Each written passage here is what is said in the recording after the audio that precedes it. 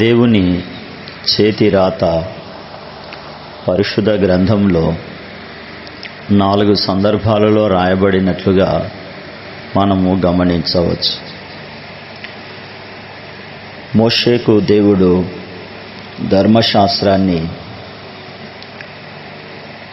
ఇచ్చినప్పుడు నిర్గమాకాండము 31వ అధ్యాయము 18వ వచనంలో దేవుడు తన సొంత హస్తాలతో సీనాయి కొండ మీద మోషేతో మాట్లాడి చాలించిన తర్వాత ఆయన తన శాసనములు గల 2 పలకలను అనగా దేవుని వ్రేలితో రాయబడిన 2 రాతి పలకలను మోషేకి ఇచ్చినట్లుగా మనము చూస్తాము. దేవుని వ్రేలితో, దేవుని సొంత హస్తాలతో రాయబడినటువంటి శాసనాలు, ఆ పలకల మీద చెక్కబడిన రాత దేవుని చేతి రాత. 16వ వచనంలో 32వ అధ్యాయము 16వ వచనం నిర్గమాకాండంలోనే ఇవన్నీ కూడా మనకు కనిపిస్తాయి. ఆ 10 ఆజ్ఞల పలకలు మరి దేవుడే తన సొంత చేతితో రాసినాడని మనము నిర్గమాకాండంలో చదువుతాం. మరొక సందర్భంలో కూడా నిర్గమాకాండంలో మనకు 24వ అధ్యాయం 12వ వచనంలో అప్పుడు యెహోవా మోషేతో ఇట్లనెను, నీవు కొండ ఎక్కి నా యొద్దకు వచ్చి అచ్చట నుండుము, నీవు వారికి బోధించున్నట్లు నేను రాసిన ఆజ్ఞలను మోషే ధర్మశాస్త్రమును రాతి పలకలను నీకు ఇచ్చేదనగా నేను రాసిన ధర్మశాస్త్రమును ఆజ్ఞలను నీకు ఇస్తాను అని దేవుడు చెప్తా ఉన్నాడు. ఈ ధర్మశాస్త్రము ఏం చేస్తుంది అంటే మనము చేసిన పాపాన్ని తెలియజేస్తుంది. మనము కలిగి ఉన్నటువంటి దోషమును, అపరాధాన్ని, అవిధేయతను, అవిశ్వాసాన్ని, మన జీవితంలో దేవునికి విరోధముగా ఉన్నటువంటి వాటిని చూపిస్తుంది. ఇదిగో నువ్వు తప్పు చేసినావు, దేవుని మనస్సు నీలో లేదు, దేవునికి ఇష్టమైనటువంటి మార్గము లేదు అని ధర్మశాస్త్రము తెలియజేస్తుంది. అయితే ఆ ధర్మశాస్త్రం వల్ల మరి మనము అపరాధులముగాను, శిక్షకు పాత్రులముగాను చేయబడుతూ ఉన్నాం. ధర్మశాస్త్ర కాలంలో ఈ పాపానికి, అపరాధానికి, ఈ శిక్షకు ప్రాయశ్చిత్తంగా బలులను అర్పించేవారు. అర్పింపబడినటువంటి ఆ బలి ద్వారా చిందించబడిన రక్తము పాపమునకు ప్రాయశ్చిత్తంగా మరి ఉన్నట్లు చూస్తూ ఉన్నాం. అయితే కాలము సంపూర్ణమైనప్పుడు దేవుడు మరి దేవునికి ఆ బలులు వెక్కసమైపోయినాయి. బలుల యందు దేవునికి ఇష్టం లేదు, బలులు దేవునికి అసహ్యమైపోయినాయి. మరి ఆయన హృదయమందు శుద్ధిని కోరుకున్నాడు, కనికరమునే ఇష్టపడినాడు. కనుక ఏం చేస్తున్నాడు అంటే తన కుమారుడైన యేసుక్రీస్తు ప్రభువును మన కొరకు పంపించినాడు. ఆజ్ఞ అతిక్రమమే పాపము. ఈ 10 ఆజ్ఞలను దేవుడే రాసినాడు. ఆ 10 ఆజ్ఞల సారమే ధర్మశాస్త్రము. ఈ ధర్మశాస్త్రము పాపమును అపరాధమును వాటికి కలిగే శిక్ష మరణము అని తెలియజేస్తూ ఉంది, దోషిగా నిలబెడతా ఉంది. అయితే యోహాను రాసిన మొదటి పత్రిక 3వ అధ్యాయం 4వ వచనంలో పాపము చేయు ప్రతి వాడును ఆజ్ఞను అతిక్రమించును, ఆజ్ఞ అతిక్రమమే పాపము. కనుక ధర్మశాస్త్రము పాపమును చూపిస్తూ ఉంది. మరి ధర్మశాస్త్రము పాపం వల్ల కలిగేటటువంటి దానిని తెలియజేస్తూ ఉంది. అది యేసుక్రీస్తు ప్రభువు యొక్క కృప, యేసుక్రీస్తు ప్రభువు నందు నమ్మిక, యేసుక్రీస్తు ప్రభువు నందు విశ్వాసము మనల్ని నీతిలోనికి నడిపిస్తూ ఉంది. పౌలు అంటాడు కదా 3వ అధ్యాయం 20వ వచనం రోమీలకు రాసిన పత్రికలో, ఏలైనగా ధర్మశాస్త్ర సంబంధమైన క్రియల మూలముగా ఏ మనుషుడును దేవుని దృష్టికి నీతిమంతుడని తీర్చబడడు. ధర్మశాస్త్రము వలన పాపమనగా ఎట్టిదో తెలియబడుతూ ఉంది.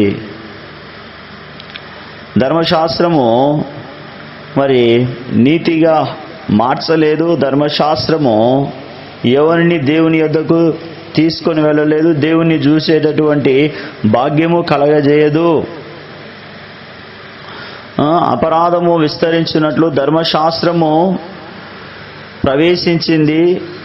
పాపము మరణమును ఆధారం చేసుకొని ఎలాగూ మరి మనం నిత్య జీవం చేరుకోగలము అంటాడు పౌలు. నిత్య జీవము కలుగుటకై, దేవుని నీతిని మనము అనుభవించుట కొరకై, దేవుని రాజ్యం యొక్క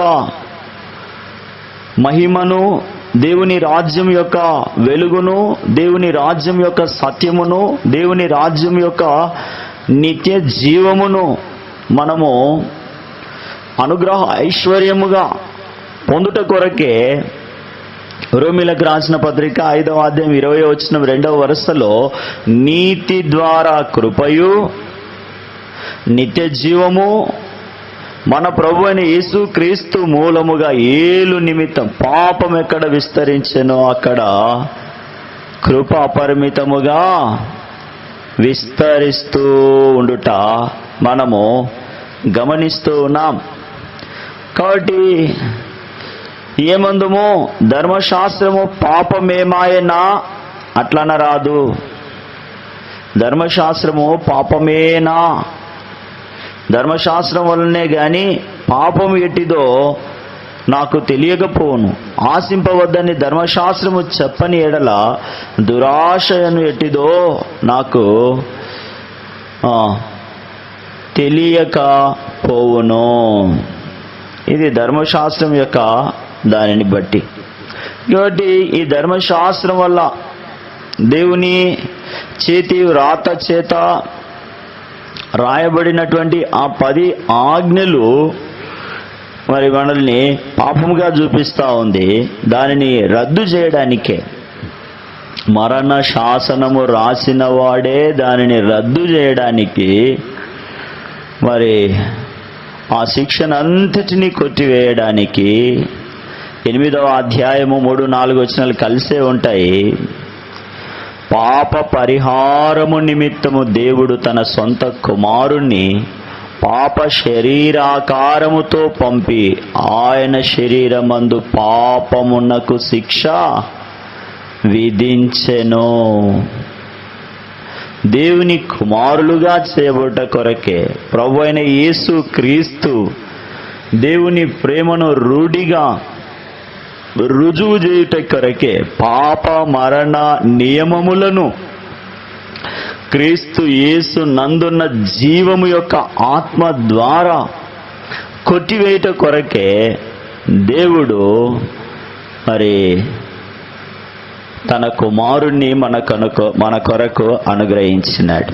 దేవుడు రాసిన మొదటి రాత పాపమును చూపిస్తూ ఉంది. ఈ పాపమును రద్దు చేయుట కొరకే దేవుడు తన కుమారుణ్ణి పాప శరీరాకారముతో పంపి ఆయన శరీరమందు పాపమునకు శిక్ష విధించి మనలను జీవప్రాప్తులుగా చేసినాడు. ఇది దేవుని మొదటి రాత.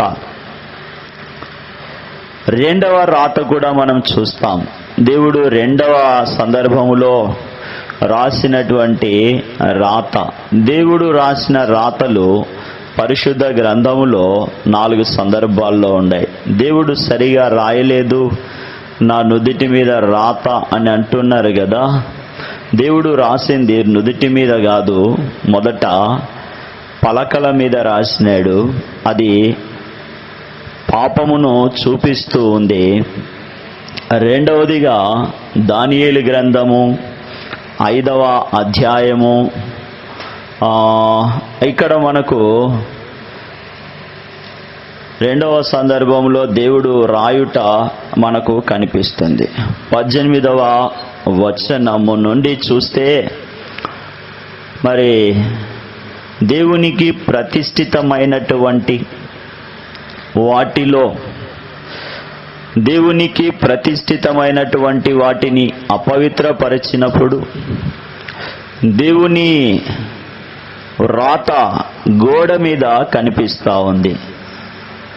ఆ గడియలోనే మానవ హస్తపు 5వ వచనం, హస్తపు వ్రేళ్ళు కనబడి దీపము దగ్గర రాజు యొక్క నగరు గోడ పూత మీద ఏదో ఒక రాత రాయుచున్నట్లుండెను.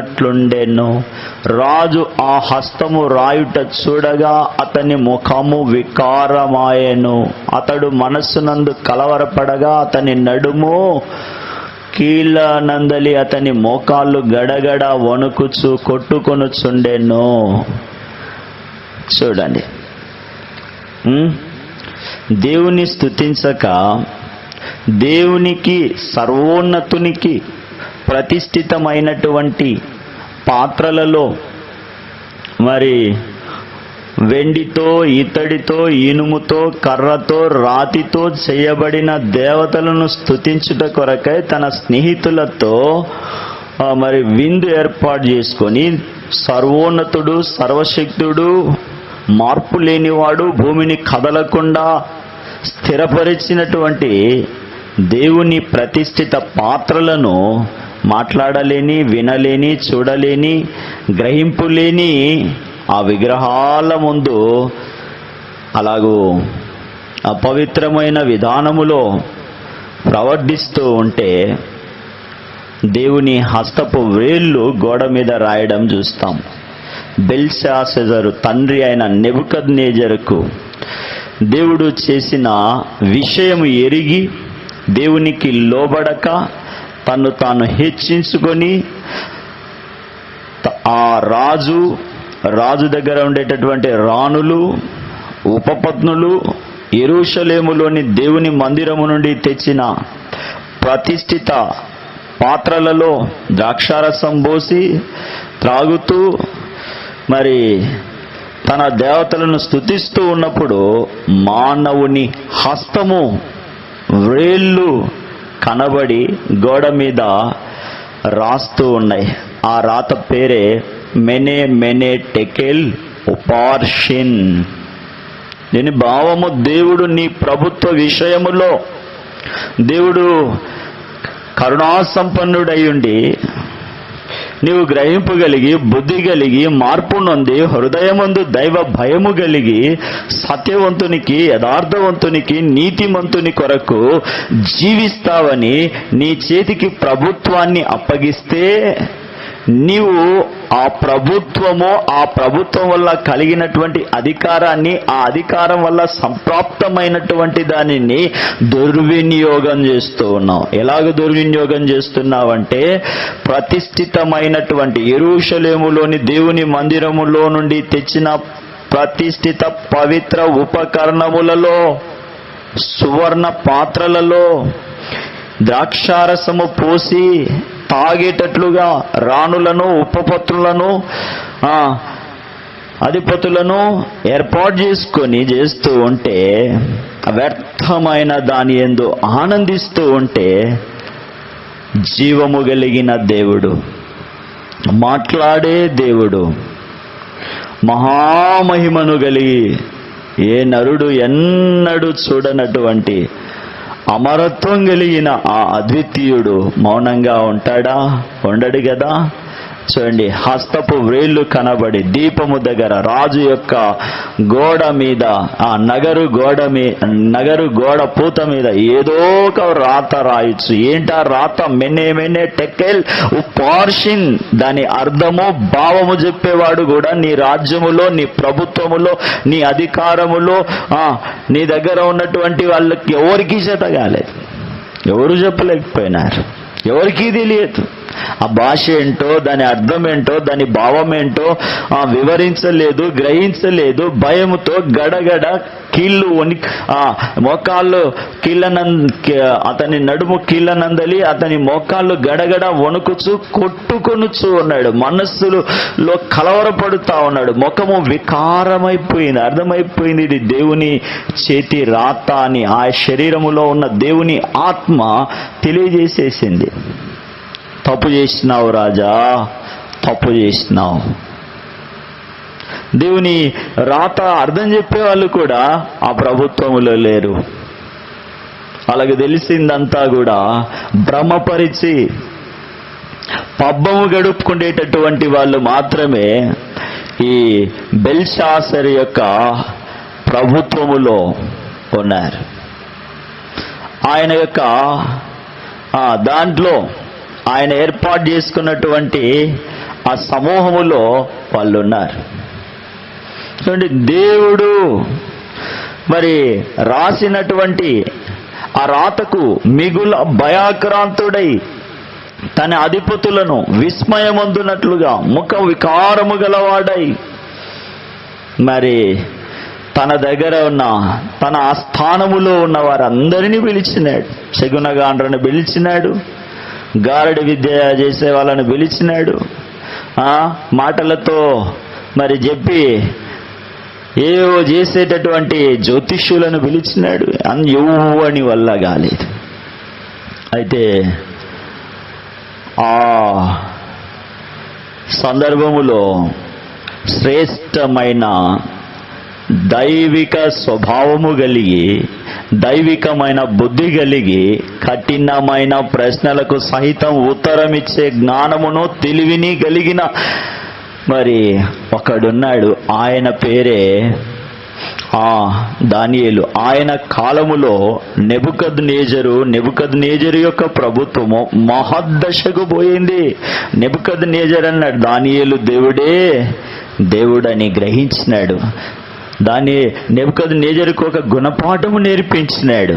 అట్టి మనుష్యుడున్నాడు, మహోన్నతుడగు దేవుడు మానవుల రాజ్యములను ఏలుచు ఎవరిని స్థాపింపగోరునో వారిని స్థాపించునని ఎరిగినవాడు గనక దానియేలును పిలిపించి ఆ రాత యొక్క అర్థాన్ని, భావాన్ని తెలుసుకున్నాడు.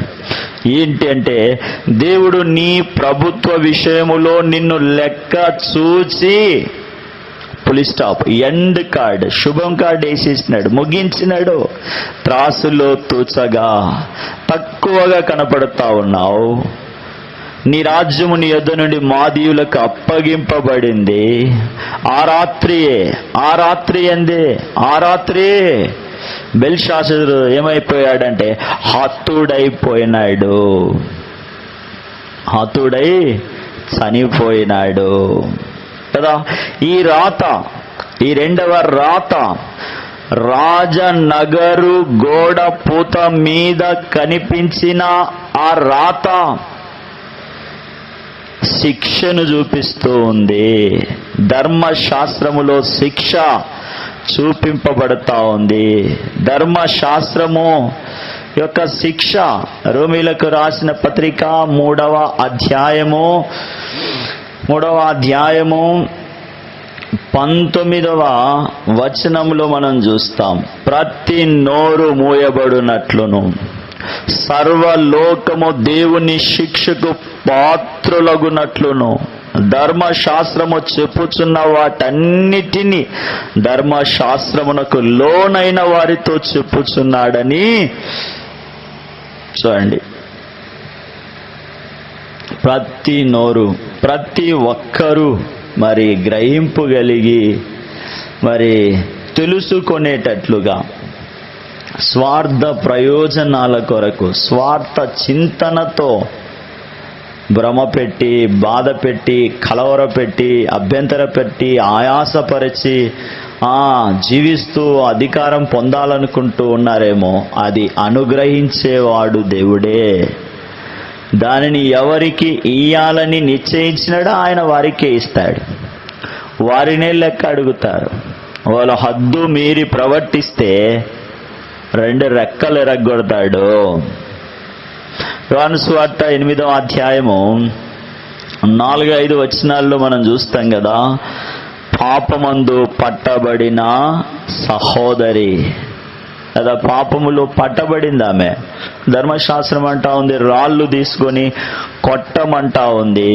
మరి నీవేం చెప్తావో చెప్పు, నీవేం చెప్తావో చెప్పు అంటే ఆడ 3వ దేవుని రాత కనిపిస్తా ఉంది. ఆయన యేసు వంగి నేల మీద వ్రేలితో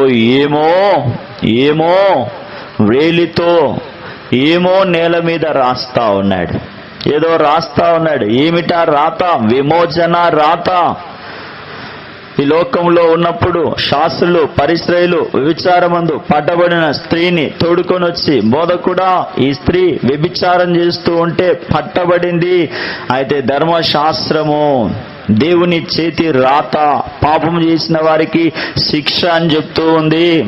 రాళ్లతో ఆ శిక్ష ఏంటంటే రాళ్లతో కొట్టమని చెప్తా ఉంది. మరి నీవేమో దేవుని కుమారుడనని చెప్పుకుంటా ఉన్నావు. నా తండ్రి పనుల మీద నేను ఉన్నాను అని చెప్తూ ఉన్నావు. నా తండ్రి యొక్క చిత్తాన్ని నెరవేరుస్తున్నాను అంటూ ఉన్నావు. మరి నువ్వేం చెప్తావు చెప్పు అంటే, యేసు వంగి నేల మీద వారు ఆయనను పట్టు విడువక అడుగుతూ ఉన్నారు. ఆయన తల ఎత్తి చూచి అన్నాడు, మీరందరూ ఆ సహోదరి ఒక్కతే పాపంలో పట్టబడిందని అంటా ఉన్నారు. ప్రతి దినము మీరు పాపములో పట్టబడుతూనే ఉన్నారు. ఏ భేదమును లేదు. అందరూ పాపం చేతను, అపరాధము చేతను చచ్చిన వారై, దైవోగ్రతకు పాత్రులై అందరూ పాపం చేసి దేవుని మహిమను, దేవుని కనికరమును, దేవుని కృపను దూరం చేసుకొని, దేవుని యొక్క వాత్సల్యతను, దేవుని ఎడతెగని కృపా సత్యములోనికి రాకుండా జీవిస్తూ ఉన్నారు. కనుక మీలో పాపము లేనివాడు మొదట మీద రాయి వేయచ్చు అని చెప్పి మరలా వంగి నేల మీద రాస్తా ఉన్నాడు. పాపమందు పట్టబడిన సహోదరి విమోచన, విడుదల పత్రాన్ని రాస్తా ఉన్నాడు. చిన్నవాడు మొదలుకొని పెద్దవారి వరకు అందరూ కూడా మరి ఆ రాతకు ఆ స్థలము నుండి వెళ్ళిపోయినారు. యేసు తల ఎత్తి చూచి, అమ్మా వారెక్కడ ఉన్నారు? ఎవరు నీకు శిక్ష విధించలేదా? లేదు ప్రభువా, నేను కూడా నీకు శిక్ష విధించాను. నేను క్షమించినాను, నేను కరుణించినాను, నేను నిత్య జీవమునకై నిన్ను ఆహ్వానిస్తూ ఉన్నాను. హృదయము తెరచి యేసును హృదయమందు స్వీకరించి విశ్వాసముతో మరి ఇంకా పాపము చేయకూడదని ఆజ్ఞాపింపబడి అక్కడి నుండి మరి ఆమె వెళ్ళినట్లుగా చూస్తా ఉన్నాం కదా. ఇక్కడ రాయబడినటువంటి ఈ రాత విమోచన రాత. శిక్ష తొలగిపోయి రక్షణలోనికి, మరి మరణం నుండి జీవములోనికి యేసు క్రీస్తు ప్రభువును స్వీకరించుట ద్వారా కలిగే ఆ ఐశ్వర్యములోనికి ఆహ్వానింపబడుతుంది. ఆమె శిక్ష నుండి విమోచింపబడుతూ ఉంది. దేవుడు 3 సందర్భాలలో రాసినటువంటి రాత యొక్క సత్యాన్ని పరిశుద్ధ గ్రంథం తెలియజేస్తా ఉంది. మొదటి రాత పాపమును చూపించింది. రెండవ రాత ఆ పాపమునకు శిక్షను ప్రతిపాదించింది. మూడవ రాత పాపం వల్ల కలిగిన ఆ శిక్షను రద్దు చేస్తూ మరి విమోచించింది, విడుదలనిచ్చింది, మరి నిత్యత్వంలోనికి తీసుకొచ్చింది. 4వ సందర్భాన్ని కూడా మనం చూస్తాం. 10వ అధ్యాయము, హెబ్రీలకు రాసిన పత్రిక 10వ అధ్యాయము 16వ వచనము నుండి కొన్ని వచనాలను మనం గమనిస్తే దేవుడు ఇక్కడ రాయబడినటువంటి రాత మనకు కనిపిస్తుంది. ఏలయనగా ఆ దినములైన తర్వాత నేను వారితో చేయబో నిబంధన ఇదే, నా ధర్మశాస్త్ర విధులను వారి హృదయమునందుంచి వారి మనస్సు మీద వాటిని అని చెప్పిన తరువాత, రాయించదనని చెప్పిన తర్వాత, వారి పాపములను వారి అక్రమములను ఇంకనూ ఎన్నటికి జ్ఞాపకము చేసుకొనని ప్రభువు విమోచింపబడిన తరువాత దేవుని ధర్మశాస్త్ర విధులు హృదయములో ఉంచి మనస్సు మీద వాటిని రాస్తాను అంటా ఉన్నాడు. పరిశుద్ధ జీవితాన్ని గూర్చి రాయబడినటువంటి రాత, విమోచించబడినటువంటి వారు పరిశుద్ధంగా జీవించడానికి దేవుడు రాస్తూ ఉన్నటువంటి రాత. కాగా ఎవడైనను క్రీస్తునందు ఉన్నాడు వాడు నూతన సృష్టిగా, పాతవి గతించిపోయినాయి, ఇక కొత్త విధులు, కొత్త పద్ధతి, కొత్త విధానము, కొత్త ఆలోచన, కొత్త ప్రణాళిక, ఇది ఆయన మన మీద రుజువు చేస్తా ఉన్నాడు. ప్రభు దయాళుడని కీర్తనాకారుడు అంటాడు కదా, మీరు రుచి చూచిన ఎడల సమస్తమైన దుష్టత్వమును, సమస్తమైన కపటమును, వేషధారణ, అసూయ, సమస్త దూషణ మాటలు మాని క్రొత్తగా జన్మించిన శిశువులను పోలిన వారై, కలస్సీలకు రాసిన పత్రికలో కదా, నిర్మలమైన వాక్యమును పాల వలన, పేతురు రాసిన మొదటి పత్రికలో, రక్షణ విషయంలో ఎదుగు నిమిత్తం ఆ పాలను అపేక్షించుడు, నేను పరిశుద్ధుడనై ఉన్నాను గనక మీరును పరిశుద్ధులై ఉండడని రాయబడు ఉంది ఈ మనస్సు మీద, ఈ హృదయం అనే పలక మీద. కాబట్టి ఘోరమైనటువంటి, భయంకరమైనటువంటి, పాతదైనటువంటి, చెడిపోయినటువంటిది, దుష్టత్వముతోనూ, కపటముతోనూ, వేషధారణతోనూ, అసూయతోనూ, దూషణ మాటల చేతను నిండిపోయినటువంటి కలవరముతో, భ్రమతో, భయముతో, భ్రాంతితో జీవిస్తూ ఉన్నటువంటి ఈ హృదయం అనే పలక మీద నూతనమైనటువంటి, విమోచించి, పరిశుద్ధపరిచి, ప్రత్యేకపరిచి, నూతన సృష్టిగా చేసి, పాత వాటిని లయం చేసి, కొట్టివేసి, నిర్మలమైనటువంటి, కొత్తగా జీవించేటటువంటి, సమస్త ప్రవర్తన విషయమై పరిశుద్ధతను కలిగి జీవించేటటువంటి విధి విధానాలు రాయబడతా ఉన్నాయి. మీరు విధేయులకు పిల్లలై దురాశలను విసర్జించి సమస్త ప్రవర్తన యందు పరిశుద్ధతను కలిగి ఉండుటకు రాయబడతా ఉన్నాయి. ఇది 4వ రాత. దేవుని మొదటి రాత పాపమును చూపించింది. నదిగా కనబడుతా ఉన్న ఆ పాపపు శిక్ష అంతటిని మరి తెలియజేస్తా ఉంది. రెండవదిగా పాపమునకు కలిగే శిక్ష, మరణము తెలియజేస్తా ఉంటే, దేవుడు మూడవ సందర్భములో ఆ శిక్ష నుండి, ఆ పాపము నుండి విమోచన, యేసు క్రీస్తు ప్రభువులో విమోచింపబడినటువంటి ప్రజల కొరకు దేవుడు రాసిన 4వ రాత పరిశుద్ధ జీవితం. ఈ దేవుడు సర్వజనులను తన కృపా సత్య సంపూర్ణతలో స్థిరపరిచి, బలపరిచి, కరుణించి, కనికరించి, మరి సమకూర్చి, ఆదరించి, ఈడేర్చి తన ఉన్నత మహామహుని యొక్క రాజ్యమందు మనలని స్థిరం చేయాలనే దేవుడి 4 సందర్భాలలో తన సొంత చేతులతో రాయబడిన చేతి రాత ద్వారా మనలని ప్రోత్సహిస్తూ ఉన్నాడు. మన పాపము నుండి, పాపం వల్ల కలిగే శిక్ష నుండి తన కుమారుడైన యేసు క్రీస్తు ప్రభు ద్వారా రద్దు చేసి, పరిశుద్ధపరిచి, పరిశుద్ధమైన, నూతనమైన, మాన్యమైన, నవీన స్వభావము చేత జీవించాలనే దేవుడు మనలని పాపముల నిమిత్తమై సదాకాలము నిలిచి ఉండు ఒక్క బలిని యేసుక్రీస్తు ప్రభు ద్వారా అర్పించి, ఆ అర్పణ ద్వారా మనల్ని పరిశుద్ధపరిచి సదాకాలము సంపూర్ణులుగా చేసిన యేసుక్రీస్తు ప్రభువునందు విశ్వాసముంచు వారికి కలిగే గొప్ప ఆధిక్యత.